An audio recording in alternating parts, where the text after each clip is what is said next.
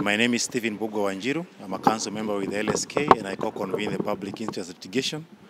We had given you an update of what was happening in court earlier today.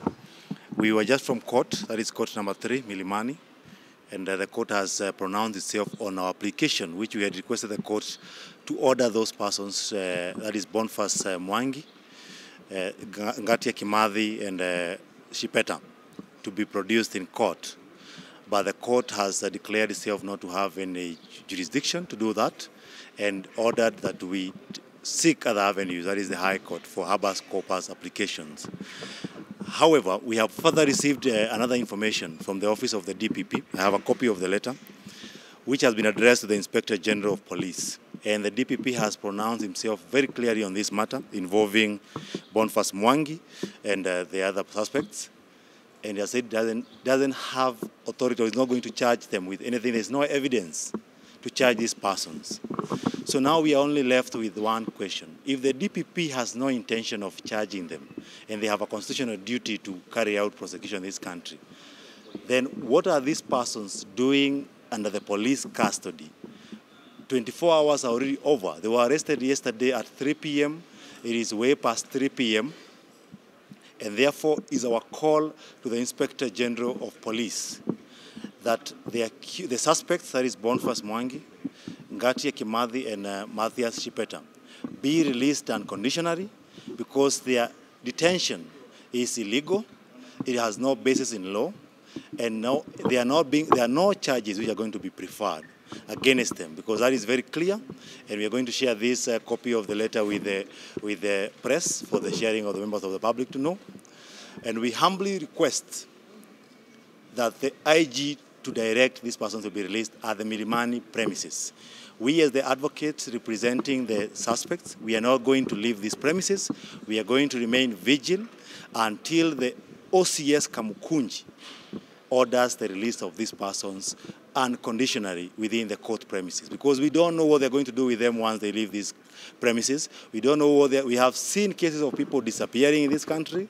This should not be the first time that happens. We have seen people being murdered in this country by persons whom we expect to protect citizens and the property.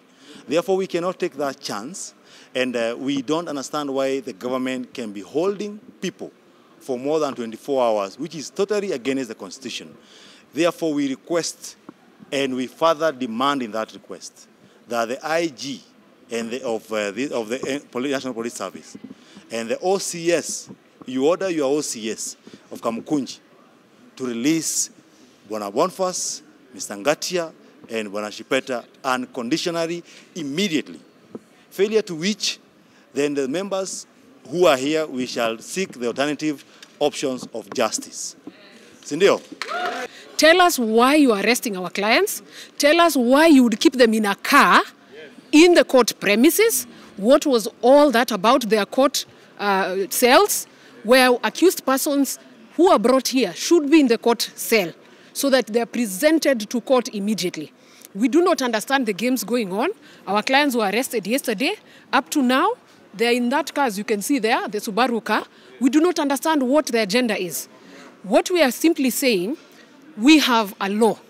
The laws of this country go without saying to all Kenyans. Let us not do selective justice. If it is Boniface, he's not the only one who actually protested.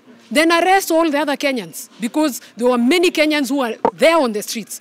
This issue of picking 2 or 3 to look like it is a deterrent measure for Kenyans not to speak, the Article 37 allows us to speak. So therefore, we are not leaving the court premises. We demand that our 3 clients be released unconditionally and immediately. Failure to which, we will of course go to court. However, we are asking ourselves, are we safe? Are our clients safe? Because like I said, and I hope the media can see this, our clients are in a police car. In a Subaru private car there. They've been there since morning.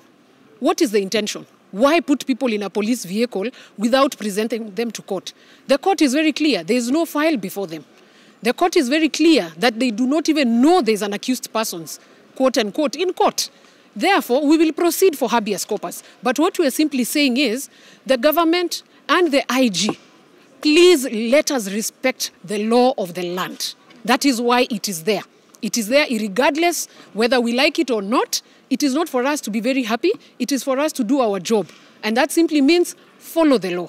So we are saying we are not living here until Boniface and the other 2 accused persons, quote unquote, and I say quote unquote because the court said there are no accused people. The same government, the IG arrests our client, the Director of Public Prosecution says there is no case. So which story do we fall into? So we will proceed to do our job as advocates for habeas corpus, but we are simply saying we are not leaving the court premises until the government decides to follow the law to the letter.